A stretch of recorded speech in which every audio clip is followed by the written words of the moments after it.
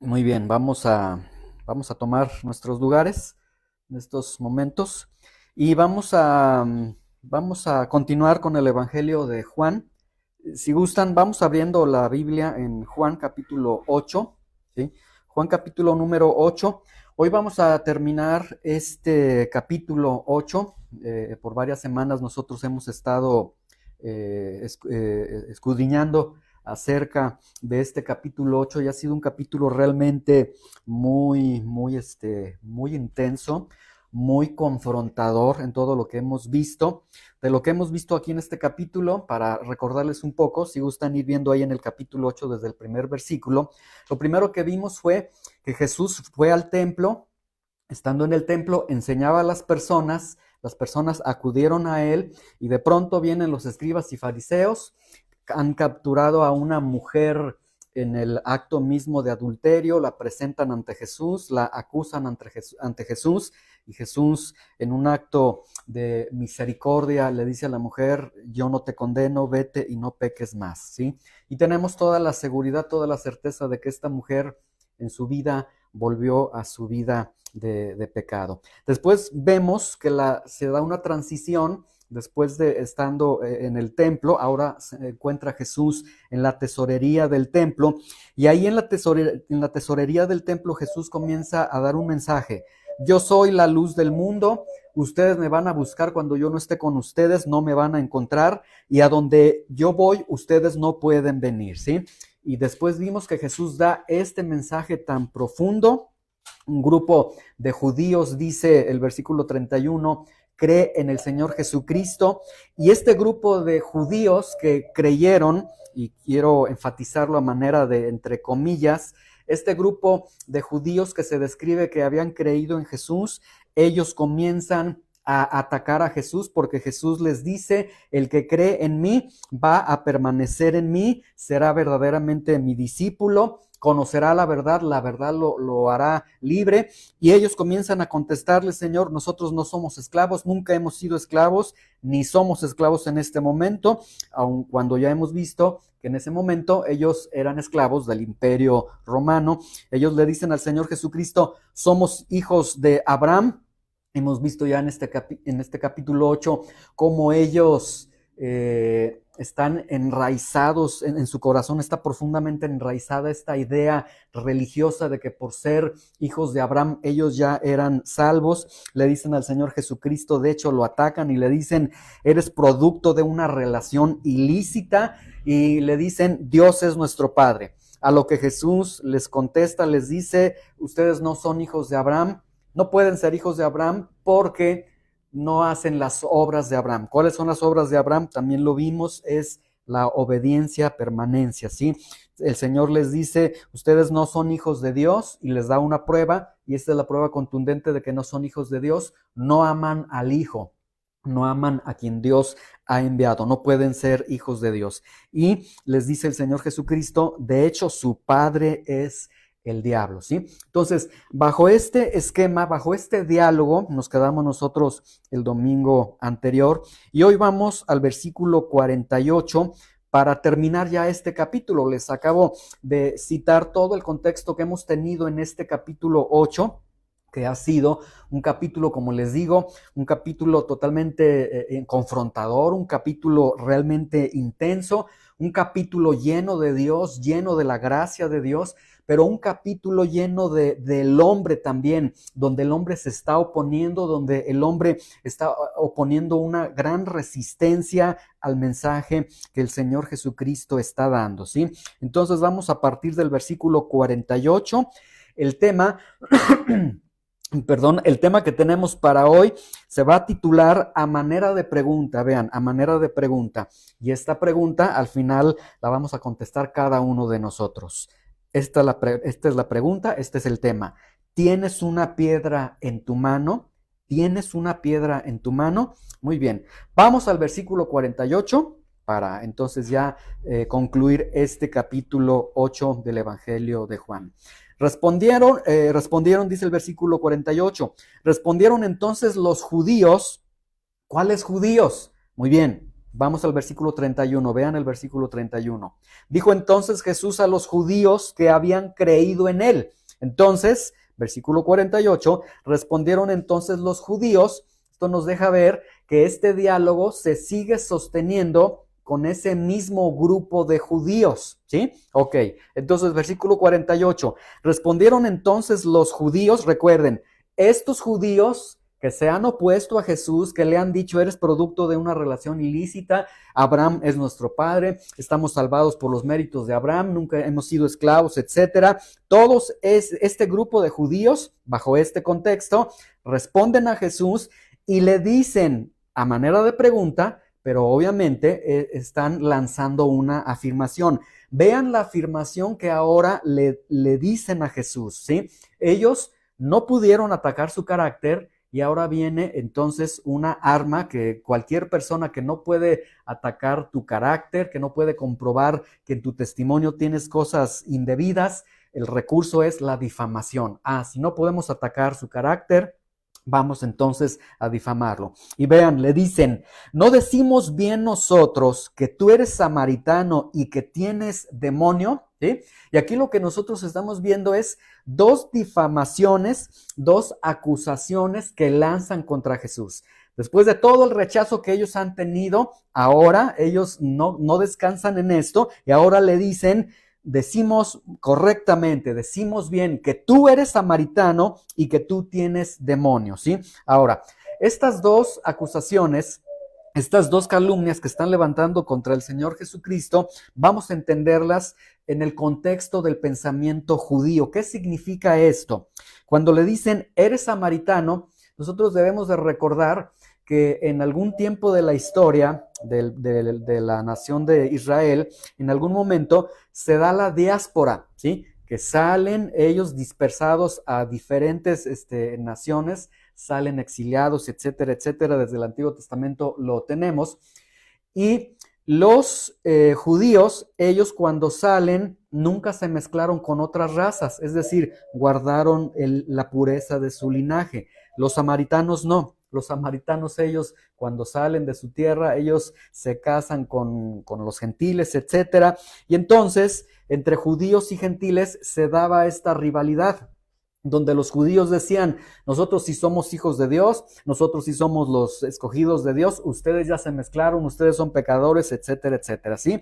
Entonces, cuando le dicen a Jesús que es samaritano, lo que le están lanzando es un insulto étnico, ¿sí? En otras palabras, cuando le dicen, tú eres samaritano, le están diciendo a Jesús, no eres considerado hijo de Abraham, tú no eres un hijo de Abraham, ¿sí? Y si no es hijo de Abraham, entonces ni siquiera tú eres una persona que es salva. Eres un enemigo de Israel, eres un hereje, eres un desobediente de la ley. Vean hasta dónde están llegando ellos con estas acusaciones que lanzan contra Jesús. Y cuando le dicen, tú eres un endemoniado, ¿qué demonio tienes? Bueno, aquí pudiera sugerir que le dicen una de estas dos cosas, o que le dicen que él está aliado con Satanás, o bien que le dicen, tú estás loco, se te zafó un tornillo y estás loco. Por el juego de palabras que tenemos, por la cultura, va más encaminado a la segunda, al segundo punto, que más bien le están diciendo, Jesús, tú estás loco, estás fuera de sí. Entonces, vean, ellos le están diciendo, nosotros decimos bien, no nos equivocamos, tú eres un hereje, tú eres un desobediente de la ley, tú no conoces a Dios y además estás loco, ¿sí? Que bueno, a ver, si Jesús estuviera loco, ¿no sería más locura estar hablando con un loco que, o sea, si realmente está loco, pues ya lo hubieran despachado y ya no hubieran hablado con él, pero tienen un diálogo profundo con él, entonces, ¿quién es el loco realmente, verdad? Ahora vamos al versículo 49. Respondió Jesús, vean, le lanzan este par de acusaciones y Jesús contesta y dice, yo no tengo demonio, antes honro a mi Padre y ustedes me deshonran, ¿sí? Quiero que pongan ahí un separador en Juan 8:49 para que vayamos a 1 de Pedro capítulo 2, 23 hacia adelante, casi llegando al libro de Apocalipsis. 1 de Pedro capítulo 2, versículo 23, para poder entender cómo es que Jesús contestaba cuando lo atacaban a él, ¿sí? Y a partir de esta forma de cómo se debe contestar una difamación, cómo se debe de contestar una acusación injusta, una calumnia, de acuerdo a lo que Jesucristo enseña, vamos a ver que así, de esa forma Jesús está contestando. Primero de Pedro, capítulo 2, versículo 23. ¿Listos? ¿Ya tienen primero de Pedro? Ok, Juan 8:49 con un separador porque ahorita vamos a regresar de inmediato después de leer primero de Pedro 2:23. Vean, primero de Pedro 2:23 dice lo siguiente: quien cuando le maldecían, refiriéndose al Señor Jesucristo, no respondía con maldición, ¿sí? Vean con mucha atención. Ok, voy a esperar, porque veo que todavía no lo encuentran. Primero de Pedro, capítulo 2, versículo 23, ¿sí? Primero de Pedro, capítulo 2, versículo 23. ¿Listos? Ahí estamos. Primero de Pedro 2, 23, ¿sí?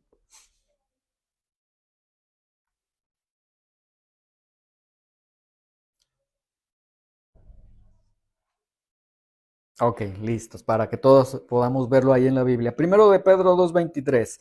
Cuando le maldecían, no respondía con maldición.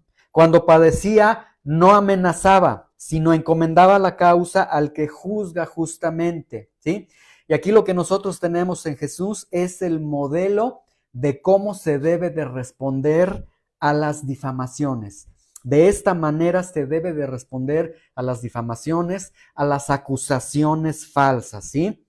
Si me maldicen, yo no respondo con maldición. Si estoy padeciendo, yo no amenazo a las personas, no trato de justificarme, que ellos hablen y punto, ¿sí? Vamos entonces a regresar nuevamente a Juan 8:49. Entonces, en esta tesitura, vean, respondió Jesús. Y la respuesta de Jesús ante esta acusación de que tú eres samaritano y tú tienes demonio, Jesús contesta y dice: yo no tengo demonio, ¿sí? Sencillamente, lo acusan, le dicen: tú tienes demonio, estás loco, estás fuera de sí. Y Jesús contesta: no, no estoy loco, no tengo demonio, ¿sí? Vean, Jesús no les dice: miren, si no me comprueban en las próximas 5 horas lo que me acaban de decir, si no me demuestran, me traen las evidencias de que yo estoy loco, entonces ustedes son los que realmente están locos. Entonces ustedes están cometiendo algún acto de injusticia. Él no pide pruebas, no pide que se retracten, simplemente él contesta con un: no, no es cierto, no tengo demonio. Dicen que tengo demonio, no, no tengo demonio, ¿sí? Ahora, la primera acusación, si ustedes la, eh, la, fue la primera acusación, si ustedes se dan cuenta, la primera acusación que le dan es: tú eres samaritano. Esa acusación él no la contesta, contesta nada más la segunda: tienes demonio, diciéndoles: no, no tengo demonio. ¿Por qué Jesús no les contestó en cuanto a que que él era samaritano? Y sencillamente nosotros podemos entender porque Jesús no se quiere unir al odio judío para con los samaritanos, no quiere participar de ese menosprecio que ellos están lanzando para con los samaritanos, porque se acuerdan que nosotros ya vimos aquí en el Evangelio de Juan que en una ocasión había una mujer que fue conocida esa historia como la mujer samaritana, y que a través de esta mujer toda la ciudad de Samaria conoció al Señor. Entonces vean, ellos le dicen: tú eres samaritano, y resulta que los samaritanos sí habían reconocido al Señor Jesucristo. Sin embargo, el Señor les dice: yo honro a mi Padre. Yo no estoy loco, no tengo demonio, más bien lo que yo sí hago, lo que yo sí tengo es honra para con mi Padre, y honra es precisamente lo que ustedes no tienen para mí. Ustedes, al deshonrarme a mí, están deshonrando a Dios. Muy bien, vamos a poner nuevamente ahí un separador en Juan 8:49 y vamos a Romanos capítulo 1, versículo 21, para entender un poquito la esencia de lo que es deshonrar a Dios, ¿sí? Jesucristo acaba de decir: yo honro a Dios, pero ustedes me deshonran a mí. Vamos a ver un poquito la esencia que tiene la deshonra, en qué consiste la deshonra. Porque si nosotros queremos definir deshonra, diríamos: bueno, deshonrar es no darle el honor a alguien. En este caso, no darle el honor a Dios. Pero vamos a entender un poquito aquí en Romanos capítulo 1, versículo 21, la esencia de la deshonra, a Dios. ¿Listos? ¿Ya lo tienen todos? Muy bien. Pues habiendo conocido a Dios, vean, dice, pues habiendo conocido a Dios, no le glorificaron como a Dios, ni le dieron gracias, sino que se envanecieron en sus razonamientos y su necio corazón fue entenebrecido. Y aquí al menos en Romanos 1:21 podemos ver tres escalones, 3 puntos graduales, 3 puntos que van de lo poco a lo mucho y que nos pueden dar una idea de lo que es deshonrar a Dios, de lo que es caer en la deshonra a Dios. Vean, el primer punto, pues habiendo conocido a Dios. Primer punto, conocer a Dios. Estos judíos, ellos decían que conocían a Dios. Ellos tenían la ley, ellos tenían la Torah, tenían el conocimiento realmente de Dios. Número 2, dice, pues habiendo conocido a Dios, no le glorificaron como a Dios. La palabra glorificar en el original griego significa no considerarle Dios. Entonces, número 2, no considerar a Dios. Y número 3, ni le dieron gracias, sino que se envanecieron en sus razonamientos y su necio corazón fue entenebrecido, es decir, basarse en sus propios pensamientos, en sus propias ideas. Y aquí vemos este esquema totalmente gradual. Conocen a Dios, pero sin embargo, aun cuando conocían a Dios, no lo consideran como Dios y al no considerarlo Dios, entonces consideran sus propias ideas, sus propios pensamientos. Esto lo podemos ver plenamente con este grupo de judíos. Conocían a Dios, sin embargo, ese conocimiento que tenían con Dios no les servía de nada porque ellos no lo consideraban a Dios. Al no estar considerando a Jesucristo como el enviado de Dios, no estaban considerando ni siquiera a Dios como Dios y se basaban en sus propias ideas, en sus propios razonamientos. Somos hijos de Abraham, por los méritos de Abraham vamos a ir al cielo, etcétera, etcétera, ¿sí? Y estos 3 niveles se dan en cualquier persona. La persona conoce a Dios. No hay una sola persona que diga yo no conozco a Dios, porque Dios ha escrito su ley en las conciencias de los hombres en cada hombre. Entonces, conocen a Dios, pero teniendo ¿qué hacen con ese conocimiento de Dios? No me importa, Dios no es realmente Dios, y se basan en sus propios pensamientos, en sus propias ideas. Yo pienso que para mí, yo considero que esto es así. Si no voy a la reunión cristiana, si no me congrego, si no busco de Dios, si no leo la Biblia, si no oro, pues no pasa nada. Pues todos somos así y se están basando en sus propias ideas, en sus propios pensamientos. Y Jesús por eso, vamos a regresar, Juan 8:49, antes honro a mi Padre y ustedes me deshonran, ¿sí? Y ahí podemos ver la facilidad con la que el hombre deshonra a Dios. Y hay que tener mucho cuidado con ese aspecto, ¿sí? Ahora, versículo 50, Juan 8:50. Jesús acaba de decir, yo honro a mi Padre, yo le doy toda la gloria a mi Padre, ustedes me deshonran a mí, me desacreditan a mí, no me dan ningún honor a mí. Pero vean el versículo 50. Yo no busco mi gloria, hay quien la busca y juzga. Es decir, aquí el problema no es que si me quieren reconocer o no, porque realmente el Señor Jesucristo no vino a esta tierra buscando los honores de las personas. Como las personas no me están reconociendo como hijo de Dios, bueno, entonces pues no voy a desarrollar mi ministerio, no voy a predicar el evangelio, no, hasta que me reconozcan. No está en esa postura. Jesús dice, yo no busco mi gloria, hay quien busca mi gloria y quien juzga si yo debo tener esa gloria. Y a ese se está refiriendo al Padre. El Padre es el que buscaba la gloria de Jesús y el Padre es quien podía juzgar si Jesús realmente era quien decía ser, si Jesús merecía toda la gloria. Entonces, él estaba en manos del Padre a quien él estaba honrando. Ahora, Juan 8:51. ¿Listos? Estamos en Juan 8:51. Dice, de cierto les digo, el que guarda mi palabra nunca verá muerte. Y vamos a ajustarnos los cinturones porque a partir de este versículo el Señor Jesucristo va a presentar una idea profundamente hermosa, profundamente terrible también, ¿sí? Vean lo que Jesús acaba de decir y tiene el doble amén, amén. De cierto les digo, es decir, Escuchen, lo que voy a decir a continuación es de suma importancia. El que guarda mi palabra nunca verá muerte, ¿sí? Ahora, esto que acaba de decir el Señor Jesucristo, a ver, quiero que por un momento quitemos la cultura mexicana, porque nuestra cultura mexicana, al escuchar el que guarda mi palabra nunca verá muerte, yo estoy seguro que lo están escuchando y están diciendo, sí, amén, sí, el que guarda la palabra del Señor, el que guarda la palabra que Dios nos está dando, no va a morir, se va a ir al cielo. Estoy seguro que casi están pensando eso. Pero en el pensamiento judío, esto es un golpe, es un gancho al hígado, es un golpe totalmente profundo. ¿Por qué? Vamos nuevamente a poner un separador ahí. Vamos ahora al Antiguo Testamento, al libro de Zacarías, de los últimos libros del Antiguo Testamento, es muy pegadito a Mateo. Váyanse a Mateo, luego hacia atrás, ahí vamos a encontrar el libro de Zacarías, y vamos a Zacarías capítulo 1, versículo 5, para poder entender por qué es que esto que acaba de decir el Señor Jesucristo es un golpe profundo, es un insulto inmenso para el oído del judío, de aquel que está arraigado en el linaje de Abraham, que soy hijo de Abraham, etcétera, etcétera. Vamos a ver, ¿sí? Zacarías capítulo 1, versículo 5. ¿Listos? ¿Ya lo tenemos? Todos nuestros ojos, vamos ahí al texto. Zacarías 1:5 dice, sus padres, y aquí se está refiriendo a los patriarcas, ahí se está refiriendo a padre Abraham, ¿sí? Entonces, padre Abraham, ¿dónde está?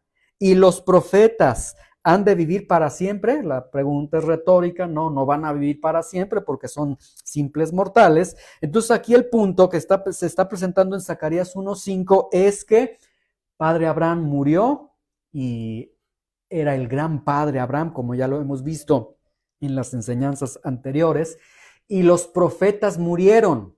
Sin embargo, padre Abraham y los profetas guardaron la palabra de Dios. ¿Sí?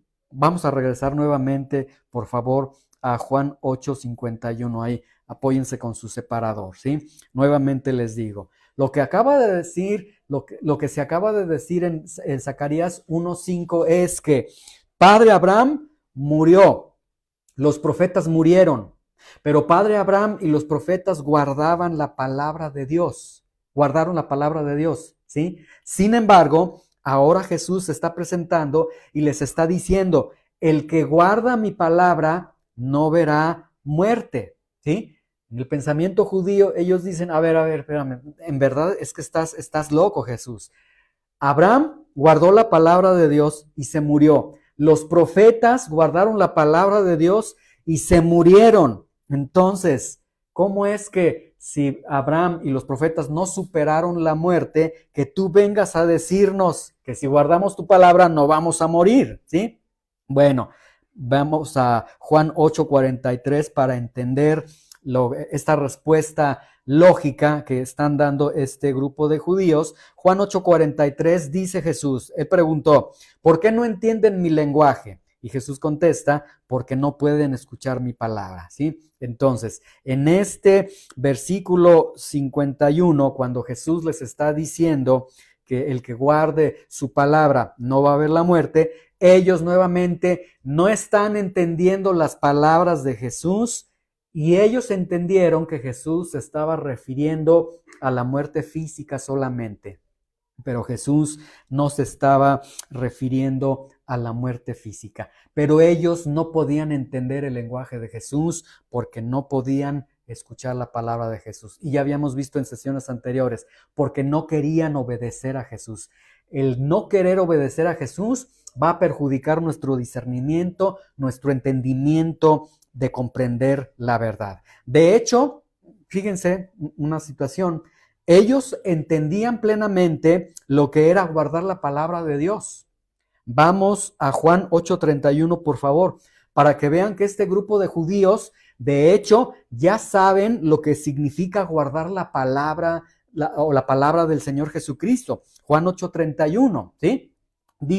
Dijo entonces Jesús a los judíos que habían creído en él, si ustedes permanecen en mi palabra, serán verdaderamente mis discípulos y conocerán la verdad y la verdad los hará libres, ¿sí? De hecho, el Señor ya les había dicho, el que cree en mí va a permanecer en mí, será mi discípulo, vendrá la verdad lo hará libre, ¿sí? Entonces, cuando el Señor les dice, el que guarda mi palabra nunca verá muerte, realmente no es algo extraordinario que el Señor les acaba de decir como para que ellos no lo hubieran entendido, pero por su oposición de no querer obedecer al Señor, por eso no lo están entendiendo, por eso no lo están comprendiendo. Entonces, lo que acaba de decir Jesucristo, cuando Él dice, el que guarda mi palabra nunca verá muerte, es la promesa más hermosa que puede tener el ser humano, o es la noticia más terrible que puede tener el ser humano. Porque entonces Jesús está diciendo, el que guarda mi palabra. ¿Y quién guarda la palabra de Dios? El que cree en Jesús. ¿Y quién cree en Jesús? El que permanece en Él, el que es discípulo de Él, el que va a la verdad y el que la verdad lo hace libre a Él. Y además de eso, el Señor está diciendo, quien guarda mi palabra entonces, quien cree en mí, quien permanece en mí, quien me obedece, quien es un discípulo fiel mío, quien la verdad lo está liberando, además de todo eso, dice, nunca verá la muerte. La palabra verá en el original griego tiene que ver con experiencia, entonces nunca experimentará la muerte. Y entramos a un terreno que el hombre necesita conocer plenamente, la muerte, ¿sí? Por regla general, todo hombre va a experimentar la muerte. De hecho, en el devocional de hoy nosotros estábamos viendo en el Salmo 39 que David ora a Dios y le dice, Señor, ayúdame a entender que un día voy a morir, ayúdame a entender que un día voy a enfrentar la muerte. Entonces la muerte es muy común a todas las personas, pero necesitamos entender por qué mueren las personas y qué significa morir. Vamos a Génesis, vamos a poner ahí un separador en Juan 8:40 y... ¿En qué nos quedamos? Juan 8:51, por favor. Y vamos a Génesis capítulo 2, versículo 16 y 17, para entender un poco acerca de los aspectos teológicamente de la muerte, qué es la muerte, ¿sí? Y después vamos a dar una descripción. De hecho, les voy a dar una tercia, tres testimonios reales de personas que estuvieron allá, más allá de la muerte, y ellos nos ofrecen una descripción de lo que hay después de esta muerte física. Génesis 2, 16 y 17, vamos a entender primeramente la teología, la base de la muerte. ¿Listos? Génesis 2, 16, ¿ya lo tenemos? Ok, dice, y mandó el Señor Dios al hombre diciendo, vean, y mandó, obediencia, mandamiento, ¿sí? Diciendo, de todo árbol del huerto podrás comer, mas del árbol de la ciencia del bien y del mal no comerás, porque el día que de él comas, ciertamente morirás. Ahí está. La muerte se está asociando con la desobediencia, con el pecado. Desobediencia, pecado, igual a muerte, ¿sí? Ahora, vamos a Romanos capítulo 5, versículo 12. Vamos a dar un salto desde Génesis hasta Romanos 5, 12 para seguir comprendiendo estas verdades. Romanos 5, 12. Vamos buscando Romanos 5, 12 en nuestras Biblias. Y vamos a ver entonces, ya vimos en Génesis 2, 16 y 17, desobediencia, muerte. Pecado, muerte, ¿sí? Ok, vamos a ver ahora lo que nos dice el apóstol Pablo en Romanos capítulo 5, versículo 12. ¿Listos? Dice, por tanto, como el pecado entró en el mundo por un hombre, ¿cuál hombre? Adán. Génesis 2:16, 2:17. Y por el pecado la muerte, ahí está lo mismo. El día que comas ciertamente morirás. Desobediencia, muerte, pecado, muerte. Por tanto, como el pecado entró en el mundo por un hombre y por el pecado la muerte, así la muerte pasó a todos los hombres por cuanto todos pecaron.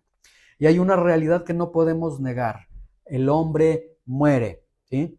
Todos nosotros tenemos familiares que han fallecido, amigos que han fallecido, conocidos que han fallecido.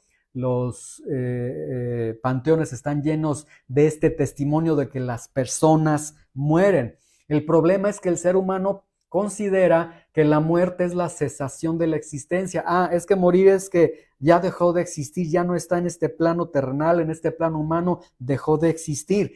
¿Qué es la muerte de acuerdo a la Biblia? Bueno, la palabra muerte, en principio, significa separación. Debemos entender que el hombre, aunque define la muerte como cesación, realmente el término muerte en su acepción original y acepción hebrea tiene que ver con separación. Muerte es separación. Ahora, la muerte, escuchen con atención, la muerte teológicamente tiene tres aspectos. El problema es que, como les digo, el hombre cuando escucha la palabra muerte, de hecho dicen, adiós, mundo cruel, que ya me voy, y dicen, o personas que se quitan la vida pensando, diciendo, ya no soporto esta vida y quiero irme a la nada, a la no existencia. No, la muerte teológicamente tiene tres aspectos. Número uno, separación de Dios. ¿Cuál es esta separación de Dios? La llamada muerte espiritual, separación de Dios.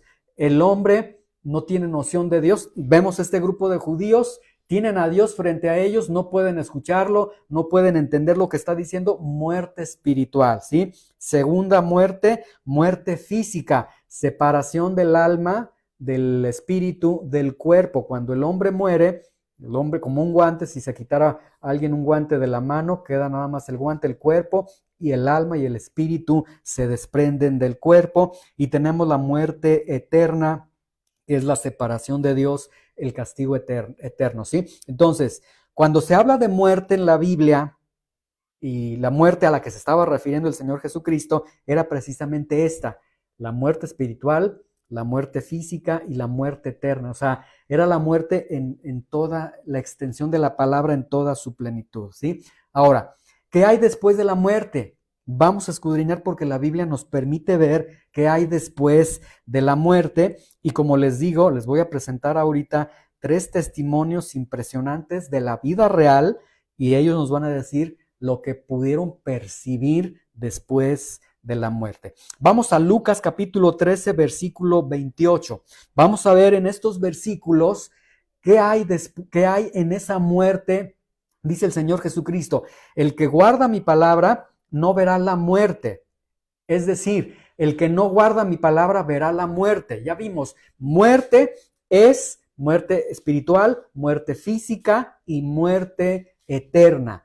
¿Qué hay a aquellos que van a la muerte física, que van al lugar llamado infierno? ¿Qué hay en ese lugar de castigo eterno?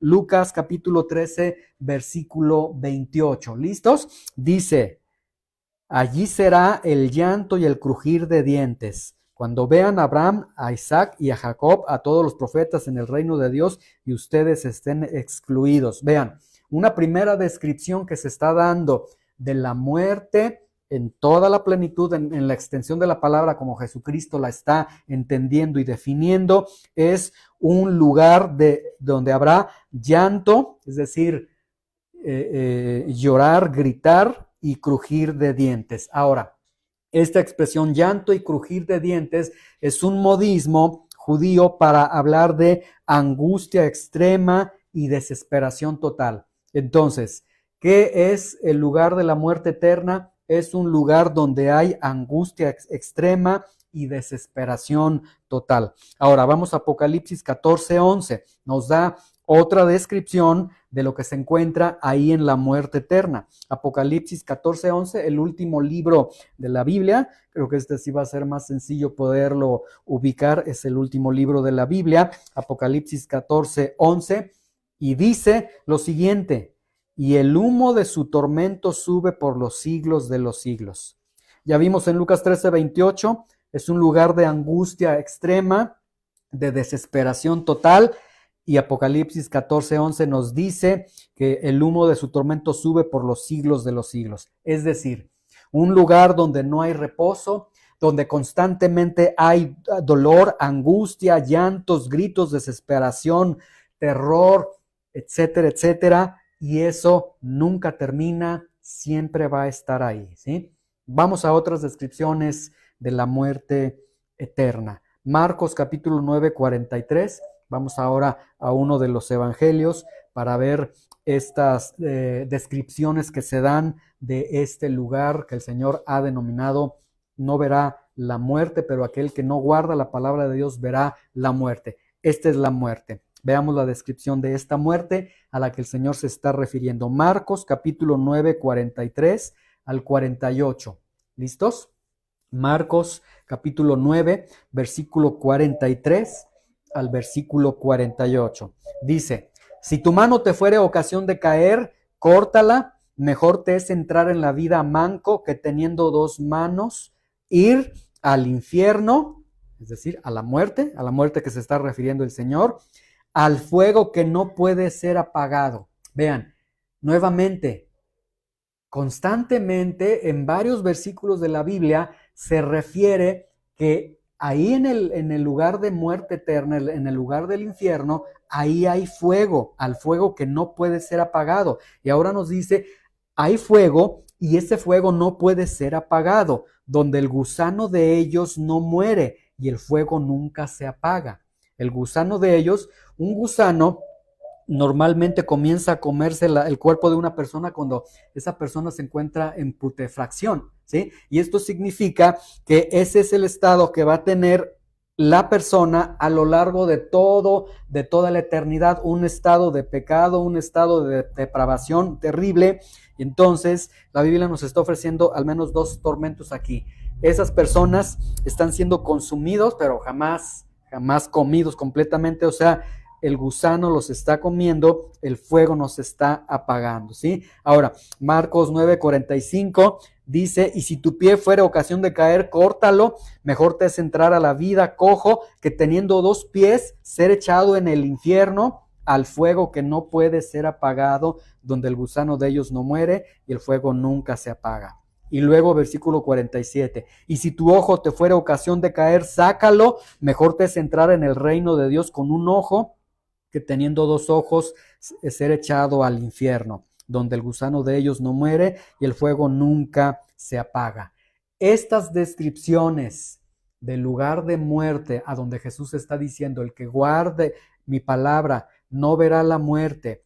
Esta muerte a la que se está refiriendo, aquí tenemos estas descripciones que no las da el mejor autor, descripciones que no las da alguna persona que está drogada, descripciones que las da el Señor Jesucristo, el que dijo: yo soy verdadero y yo hablo la verdad, ¿sí? Entonces, cuando Jesús está prometiendo: el que guarda mi palabra no verá muerte, ¿en qué consiste esta promesa? Esta promesa consiste en que el que guarda mi palabra nunca va a experimentar los horrores del infierno, ¿sí? Y entonces, sentido contrario, el que no guarda mi palabra va a experimentar los horrores del infierno. Vamos a ver a continuación tres casos reales, tres casos documentados de personas que murieron y que tuvieron distintos destinos. Vamos a Lucas capítulo 16, versículo 22, para ver estos tres casos. Bueno, en Lucas está el primer caso, vamos a ver en otros textos otros de estos dos casos para poder entender, ¿sí? El destino del hombre tiene que ver con Jesucristo. ¿Obedeces al Señor Jesucristo o no lo obedeces? ¿O caminas con Él o no caminas con Él? ¿O crees en Él o no crees en Él? Y entonces, si el destino de la vida está en relación al Señor Jesucristo, el destino después de esta muerte, de esta vida física, también depende de lo que nosotros hagamos con el Señor Jesucristo en esta tierra, ¿sí? Muy bien. Vamos entonces a Lucas 16, 22. ¿Listos? Ahora, aquí en Lucas 16, 22 se presenta lo que es conocido como la parábola del rico y Lázaro. Sin embargo, se tienen muchos elementos para poder comprender, para poder entender que lo que Jesús está diciendo en esta parábola realmente no era una parábola, no era un cuento, era una realidad, porque es en la única parábola en la que el Señor Jesucristo da nombres, da circunstancias de modo, tiempo, lugar. Entonces, esto que se da a continuación realmente fue una narración que da el Señor Jesucristo y es algo que realmente sucedió. Ahora, quiero que vean entonces Lucas 16:22. Aconteció que murió el mendigo y fue llevado por los ángeles al seno de Abraham, y murió también el rico. Había una persona que era rica. El contexto aquí de rico no es que la riqueza sea mala, sino que este rico, el Dios de él fue las riquezas, él vivía para satisfacerse, porque siempre hacía fiestas, vivía para él, hizo a un lado a Dios. Entonces, murió también el rico y fue sepultado, ¿sí? Este rico, cuando dice que fue sepultado, la palabra sepultado,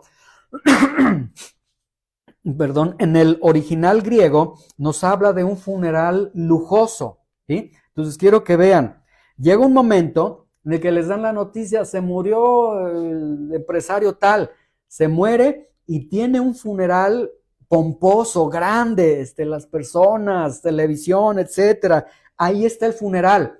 Eso está sucediendo aquí en la vida física, en el plano humano, ¿sí? Ahora el Señor Jesucristo nos deja ver a través del desarrollo de esta historia lo que sucedió una vez que Él cerró los ojos. Dice, y murió también el rico y fue sepultado. Versículo 23. Y en esta partícula en es una partícula del lugar. Entonces, mucha atención. Cuando alguien muere, inmediatamente se encuentra en un lugar. Esto es para todo ser humano, ¿sí? Nuevamente quiero enfatizarles, y esto desgraciadamente es a veces hasta donde alcanza nuestra visión, nuestra mirada. Cuando alguien muere, yo estoy seguro que ustedes han participado en algún funeral. Está ahí el féretro, están los familiares, están todos, y normalmente el matiz que se da es de que esté con Dios, está con Dios, ya descansó, ay, pobrecito, estará en la gloria de Dios, etcétera.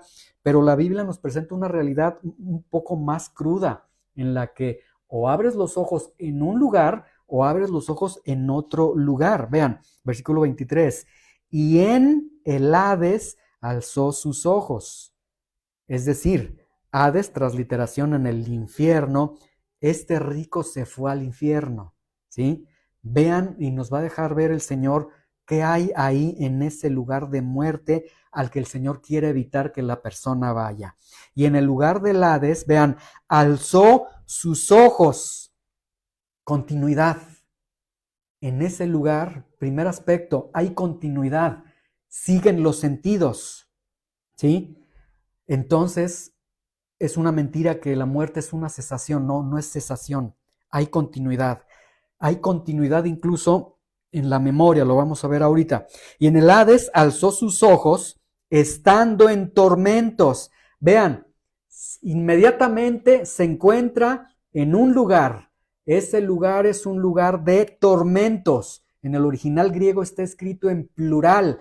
Tormentos, diversos tormentos. No los describe aquí todos. Diversos tormentos. El fuego es una característica que normalmente se repite en el infierno. Diversos tormentos. Entonces vean, allá en el funeral, allá en su casa, están haciendo un funeral extraordinario, aplaudiéndole, qué buen hombre, que ya está descansando con Dios, etcétera. Pero él está en un lugar y está en un lugar lleno de tormentos. Y luego dice, y vio, ahí está otra vez, la continuidad, los sentidos, puede ver, hay continuidad. Vio de lejos a Abraham y a Lázaro en su seno, ¿sí? Quiero que vean que ahí nos está hablando de memoria, de conciencia, de que él puede reconocer, pudo reconocer a Abraham. No sabemos cómo reconoce a Abraham porque él vivió muchos años antes, pero reconoce al pobre, a este Lázaro, se lo puede reconocer. Entonces esto nos deja ver que en el infierno puedes decir, mi papá, mi mamá, mis parientes, esto y aquello, hay continuidad, ¿sí? Ahora, versículo 24. Entonces él, dando voces, vean nuevamente, hay continuidad, puede hablar, puede articular, puede hablar como hablaba bajo la personalidad que tenía en el mundo, una continuidad. Dijo, Padre Abraham, quiero que vean que es el colmo de los colmos. Este hombre rico nos deja ver entonces, entendemos que cuando él estaba vivo, Él no se acercó a Dios porque tenía arraigada la idea de padre Abraham. Por los méritos de Abraham yo voy a ser salvo.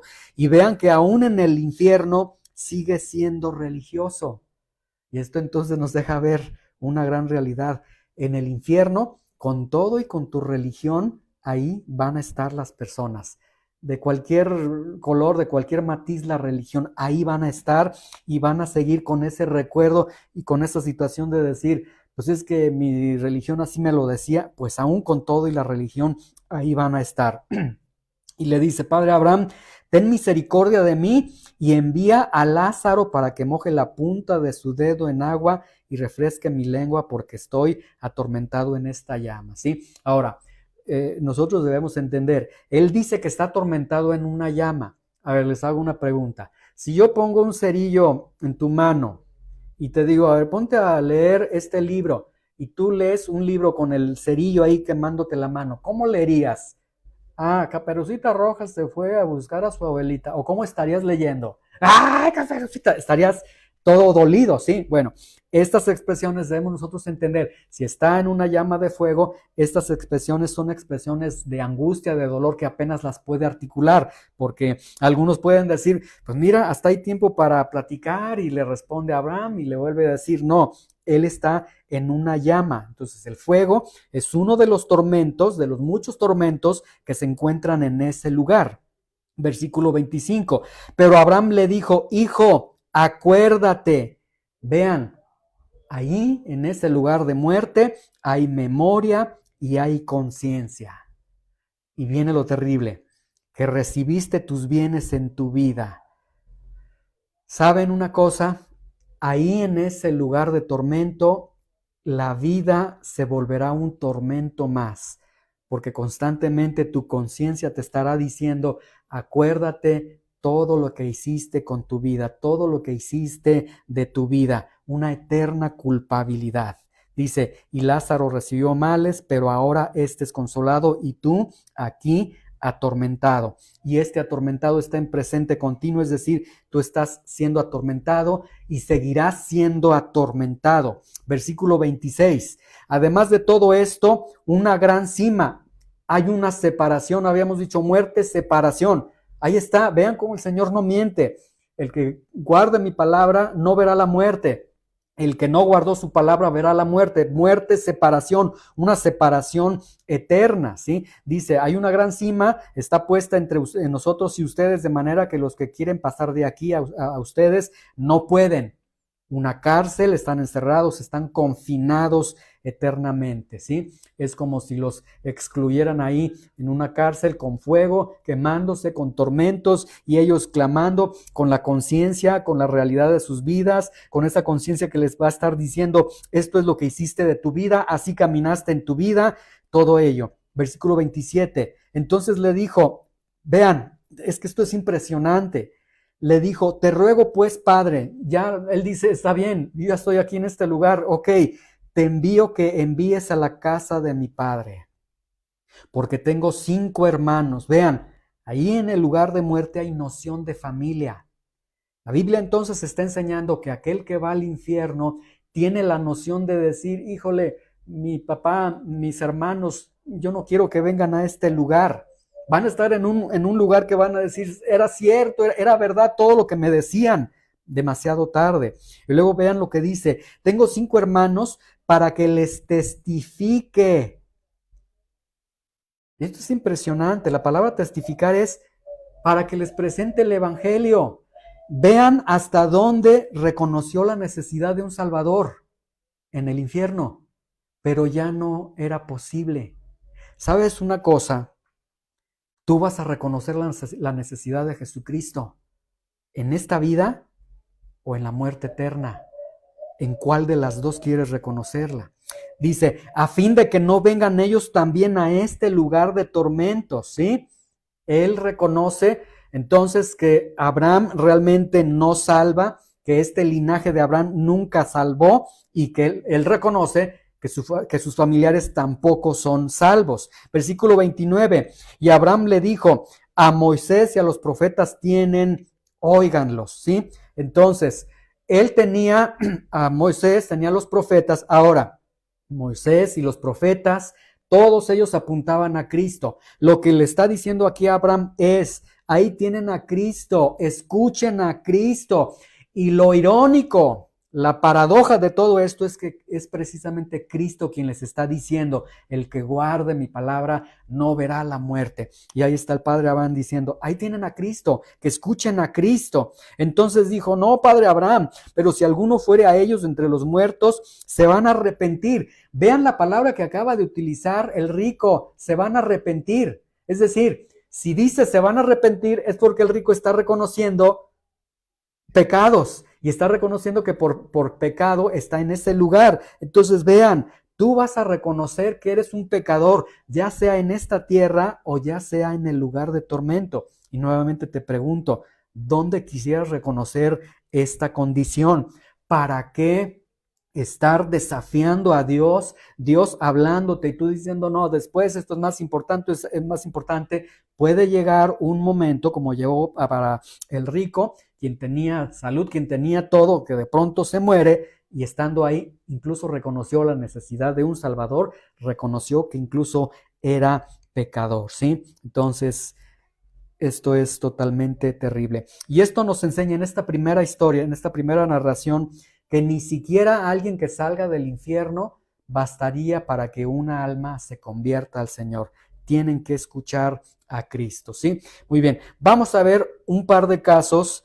Esto es lo que sucedió cuando murieron y fueron al lugar de tormento. Voy a presentar a continuación un par de casos reales de personas, bueno, que realmente que murieron y que fueron a un lugar, al lugar donde el Señor prometió. El Señor dice, el que guarda mi palabra no verá muerte. Y vamos a ver casos documentados. Vamos a Lucas 16:22. Creo que estamos por ahí, ¿verdad? Vamos a Lucas 16:22 y vamos a ver ahora el otro lado de la moneda, ¿sí? Vean, Lucas 16:22. Vamos a ver lo que disfrutan, un pequeño destello de lo que disfrutan aquellos que guardan la palabra del Señor y que por lo tanto no verán la muerte. Dice, aconteció que murió el mendigo, ahí está, muere el mendigo, ¿sí? Y aquí la idea no es porque era pobre, que el que es pobre se va al cielo, no, siempre recuerden, a Moisés, a los profetas, al Señor Jesucristo lo tienen, a Él escúchenlo. Si Él se va al cielo, es porque entonces Él escuchó al Señor Jesucristo. Aconteció que murió el mendigo. ¿Qué sucede cuando muere un santo de Dios, cuando muere un hijo de Dios? Vean lo que sucede. Cierra sus ojos e inmediatamente dice, fue llevado, ¿sí? Ahí está, por los ángeles, es decir, cuando Él muere, al menos aquí en esta descripción, hay ángeles que lo escoltan y que lo van a llevar a la presencia de Dios. Entonces, cuando un santo de Dios muere, Él cierra sus ojos y en ese momento no hay temor, no hay oscuridad, no hay fuego, no hay tormentos, hay profunda paz, profunda alegría, es llevado al seno de Abraham, ¿sí? Ahora, vean lo que sucede cuando él llega al seno de Abraham, versículo 25. Esto es algo muy hermoso. Pero Abraham le dijo, hijo, acuérdate que recibiste tus bienes en tu vida y Lázaro también males, pero ahora Lázaro es consolado aquí. Y la palabra consolado viene del griego parakaleo, que significa llamar cerca, infundir aliento, abrazar. ¿Qué nos está diciendo la Biblia? Que cuando un santo de Dios muere, cuando alguien que ha creído en Dios, en el momento que él muere, entonces es escoltado por estos ángeles, es llevado a la presencia de Dios, donde Dios paracaleo, donde Dios le llama cerca. Lo que nos deja ver que es muy posible que la Biblia aquí está diciendo que cuando muere un hijo de Dios, es llevado a la presencia de Dios y Dios le llama por su nombre, le infunde aliento y lo abraza. Y esto es algo realmente hermoso. Vean la diferencia. Uno de inmediato es llevado a un lugar de tormento, horror, angustia, etcétera, y uno es llevado a la presencia misma de Dios, donde es consolado, abrazado, alentado, etcétera, tantas cosas tan hermosas, ¿sí? Ahora, vamos a Hechos capítulo 14, 19. para ver otro caso documentado de una persona que disfrutó del cielo, pero en este caso fue por unos momentos y es el apóstol Pablo. Hechos capítulo 14, versículos 19 y 20. Vamos a ver el contexto que tenemos para poder entender. Luego vamos a saltar a 2 de Corintios para comprender que Pablo nos dé esta descripción que él experimenta estando en el cielo. Hechos capítulo 14, 19. ¿Listos? Hechos 14, 19. Muy bien. Dice: entonces vinieron unos judíos de Antioquía y de Iconio que persuadieron a la multitud y habiendo apedreado a Pablo, aquí apedrearon a Pablo, le arrastraron fuera de la ciudad pensando que estaba muerto. Pues con tanta pedrada, ¿cómo no van a pensar que estaba muerto? Dice, pero rodeándole los discípulos, es decir, los discípulos hicieron un círculo de oración, ahora sí literalmente ahí lo rodean, se levantó y entró a la ciudad. Pero la palabra se levantó en el original griego es un término que se usa para decir resucitó. Entonces, es muy probable que aquí, en esta experiencia, Pablo murió por unos instantes, ¿sí? Ahora, vamos a 2 de Corintios capítulo 12, versículo 2, para ver la conexión y para ver lo que experimentó Pablo en ese momento que él murió con todas estas pedradas, ¿sí? 2 Corintios capítulo 12, versículo 2, vamos a buscar este texto, 2 de Corintios capítulo 12, versículo 2, ¿sí? Ya tenemos ese contexto, agarran a pedradas a Pablo, Pablo cae como muerto, se levantó, que como les digo, el original griego dice resucitó. Vean 2 de Corintios 12, 2, dice, conozco a un hombre en Cristo que hace 14 años, si en el cuerpo o en espíritu, es decir, si en el cuerpo, no lo sé, si fuera del cuerpo, no lo sé, Dios lo sabe, fue arrebatado hasta el tercer cielo.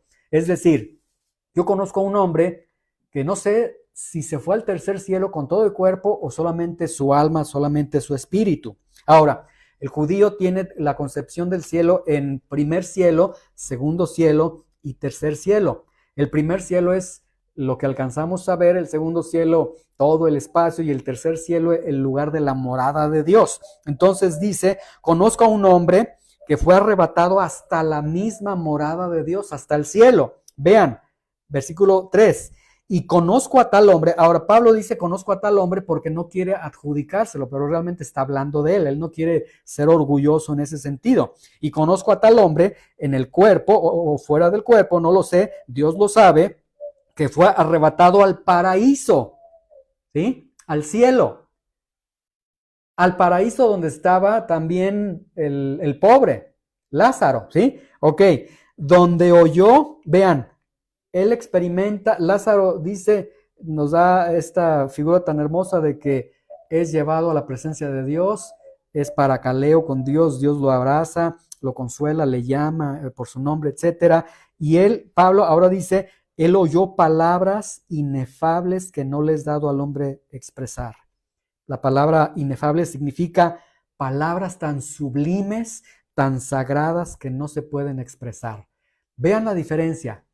Un hombre se va al terror, al fuego, a la oscuridad, a la angustia, al llanto, a los tormentos, y dos hombres van al consuelo, a la paz, al gozo, y uno de ellos dice, no, yo escuché cosas tan hermosas, cosas que no se escuchan en esta tierra, pero dice que no le es dado al hombre expresar, es decir, Dios le prohibió lo que escuchaste aquí, está prohibido que lo digas en la tierra, ¿sí?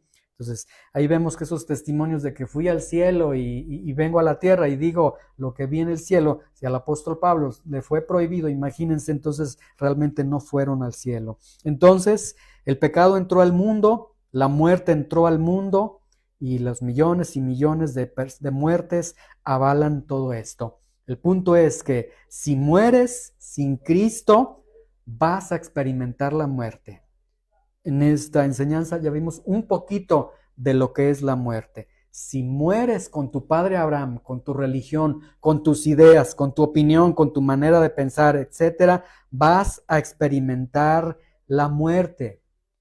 Pero Jesús está diciendo, el que guarda mi palabra no experimentará la muerte. Por eso estoy diciendo, esta noticia es la noticia más grande para nosotros o la noticia más terrible para nosotros. Vean el versículo, vamos a Juan 8:52, ya vamos cerrando. Juan 8:52, regresamos ahí en el separador que pusieron en su Biblia. Juan 8:52. Entonces, después de este mensaje tan profundo, el que guarde mi palabra no verá la muerte. Vean, entonces los judíos le dijeron, ahora conocemos que tienes demonio. Abraham murió y los profetas, si tú dices que guarda mi palabra, nunca sufrirá la muerte. Quiero que vean con mucho cuidado. Estos judíos tuvieron frente a ellos la puerta del cielo. Sin embargo, puesto que han pasado ya más de 2000 años, este grupo de judíos murió y por cuanto no creyeron en él, entonces sí vieron la muerte. Y es muy probable que el día de hoy, estos que en ese entonces le dijeron, tienes demonio, ahora le estén clamando y le estén gritando, danos otra oportunidad, perdónanos, Señor, tenías razón en todo lo que decías. No es juego el evangelio, no es juego la palabra de Dios. Versículo 53.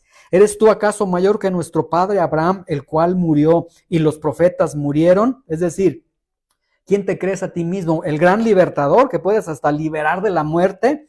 Y Jesús, versículo 54, les responde, si yo me glorifico a mí mismo, mi gloria nada es. Mi Padre es el que me glorifica, el que ustedes dicen que es su Dios, ¿sí? Es decir, no, yo no vengo a impresionar a nadie, no quiero tener los lugares de honor. Yo estoy sencillamente glorificando a Dios al hacer lo que Dios me está diciendo que yo les diga a ustedes, al vivir en la voluntad de Dios, ese Dios que por cierto dicen ustedes que es su Dios, pero vean el versículo 55, pero ustedes no le conocen, mas yo le conozco, y si dijere que no le conozco sería mentiroso como ustedes, pero yo le conozco y guardo su palabra. Entonces, quiero que vean aquí la verdadera evidencia. ¿Qué es conocer a Dios? Conocer a Dios es obedecer su palabra. Estos judíos decían que conocían a Dios, no guardaban la palabra de Dios. Conocer a Dios es guardar su palabra. Ahora, versículo 56 les dice, y aquí es como para rematar, porque ellos, cómo han presentado a Abraham, el linaje de Abraham, somos hijos de Abraham como la salvación en sí. Ahora Jesús les dice, Abraham, su padre, se gozó de que había de ver mi día, lo vio y se gozó. Una cachetada a los judíos. Ustedes dicen que porque son hijos de Abraham son salvos. ¿Saben una cosa? Abraham creyó en mí, esperó mi día, vio mi día, se gozó, creyó en mí y vean, el mismo Abraham creyó en el Señor Jesucristo. Vamos a Hebreos capítulo 11, versículo 13. Hebreos capítulo 11, versículo 13, para poder comprender este aspecto de cómo es que Abraham, si vivió miles de años antes, cómo es que Abraham creyó en el Señor Jesucristo. Así lo dice la Biblia, Hebreos capítulo 11, versículo 13, ¿sí? Dice, conforme a la fe murieron todos estos sin haber recibido lo prometido, sino mirándolo de lejos y creyéndolo y saludándolo y confesando que eran extranjeros y peregrinos sobre esta tierra. Entonces, Juan 8:56, regresemos. Cuando dice Abraham, su padre se gozó de que había de ver mi día, lo vio y se gozó, lo que el Señor Jesucristo les acaba de decir es aquel en el que están poniendo la esperanza de su salvación, necesitó un Salvador. Y él creyó en mí. A través de la fe, él vio la promesa de Dios, él me vio a mí y se gozó en creer y en ver mi día. Versículo 57. Entonces le dijeron los judíos, ¿aún no tienes 50 años y has visto a Abraham? Nuevamente, menosprecios, desprecios, desacreditaciones contra Jesús. Ciertamente él no tenía 50 años, tenía 32 años y fracción. En 6 meses viene la cruz del Calvario.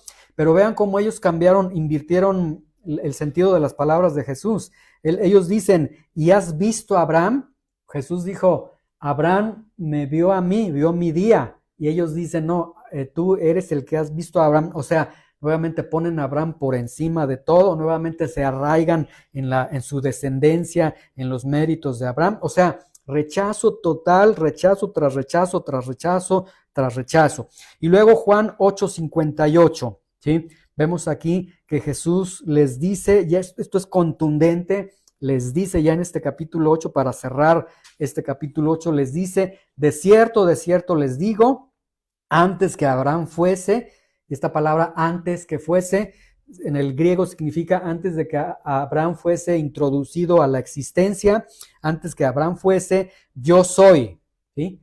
Y cuando ellos escucharon la frase yo soy, los judíos entendieron lo que Jesús estaba diciendo, porque la frase yo soy o la palabra yo soy es el nombre de Dios en el Antiguo Testamento. Entonces, aquí Jesús les está diciendo, yo soy Dios.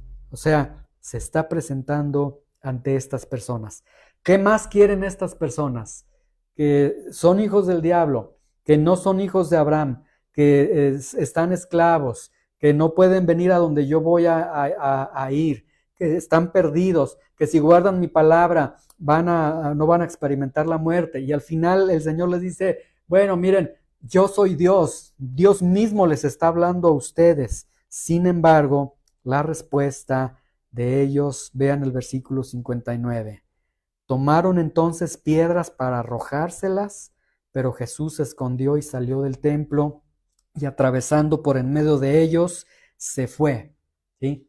¿Por qué querían apedrearlo? Porque Levítico 24:16 habla de que aquel que es un blasfemo, un hereje, tiene que ser muerto, ¿sí? Se concluye este capítulo diciendo que Jesús era un hereje, era un blasfemo. Los verdaderos blasfemos tomaron piedras y ellos quisieron atacar a aquel que les estaba dando la invitación para que no llegaran al lugar de tormento al que seguramente se encuentran el día de hoy, ¿sí?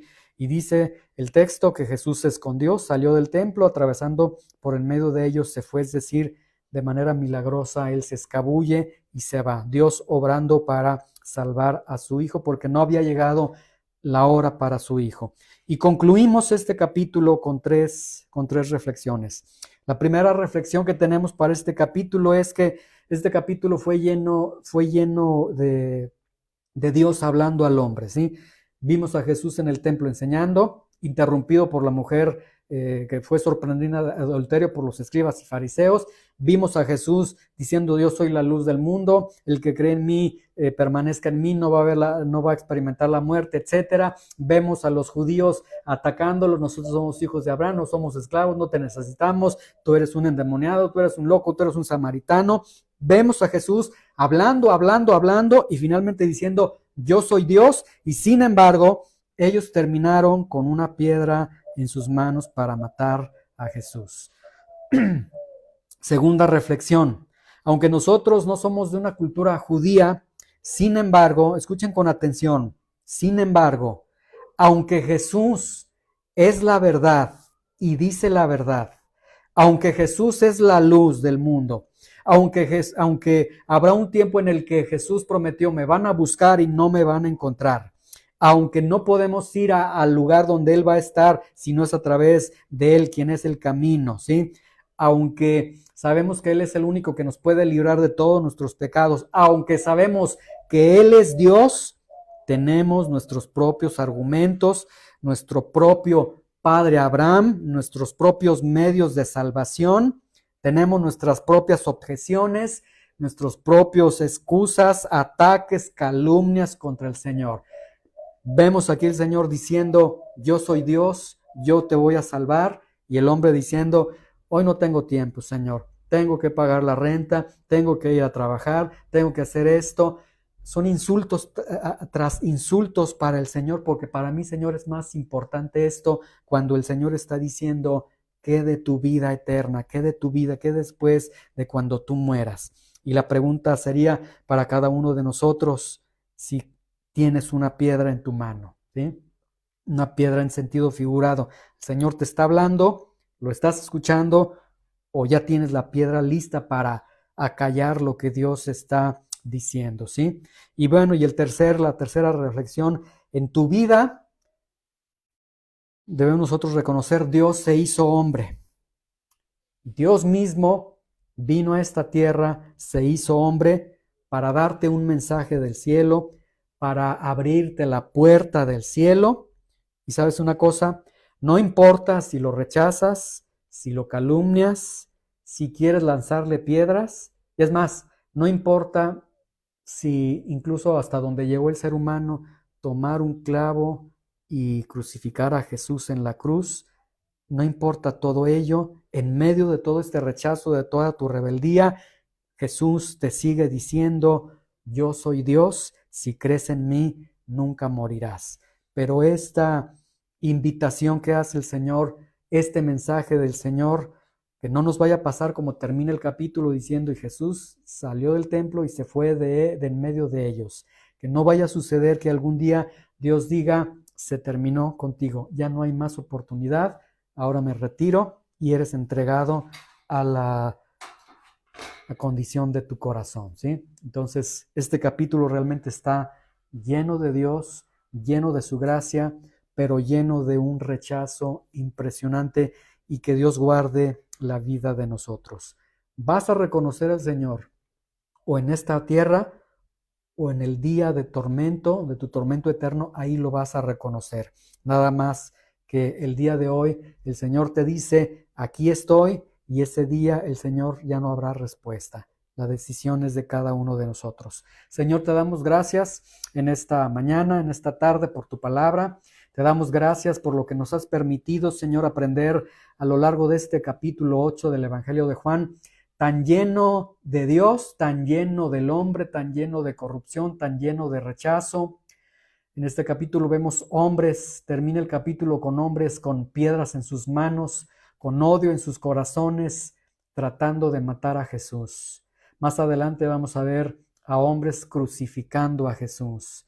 Pero Señor, abre el entendimiento de nuestros corazones, ilumina nuestros corazones para comprender, Señor, que este mensaje es un mensaje maravilloso o es el mensaje más terrible que el ser humano puede escuchar. Atrae a las personas a ti, Señor, a través de tu Espíritu Santo, a través de tu palabra, Señor. Te lo rogamos en el nombre de Jesús. Amén.